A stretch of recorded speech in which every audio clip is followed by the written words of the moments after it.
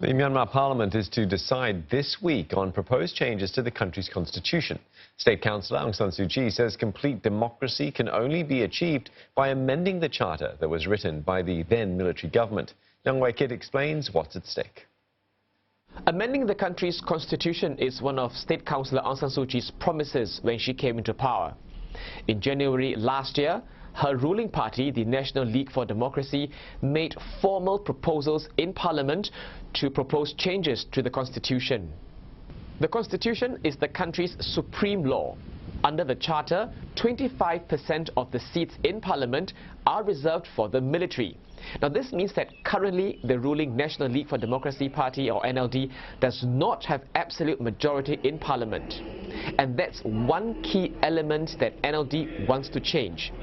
It's proposing a gradual reduction of military MPs in Parliament from the current 25% to eventually 5% in the next 10 years. But this will be an uphill task for NLD, since changing the constitution will require support from the majority. Since the start of last year, representatives from various parties have been debating on this charter change.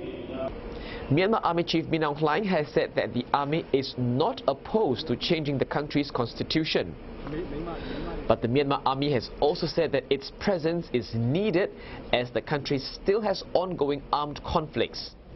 On their end, the army and opposition MPs have proposed to curb the president's power in states and regions. They also want to broaden the powers of the National Defense and Security Council, and that's a top security body made up mainly of the Myanmar military. The debate, which started early last year, has already sparked reactions across the country. Various rallies and protests have been organized both to support and oppose to the proposed charter change. If Ms. Suu Kyi succeeds in making key changes to the country's constitution, Myanmar would achieve complete democracy. And that's a message that Ms. Suu Kyi herself has repeated various times.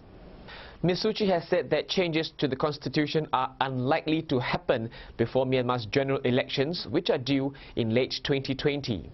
But she says that if her party wins the elections, she will focus on amending the country's constitution in her next term. Kit, CNA, Myanmar.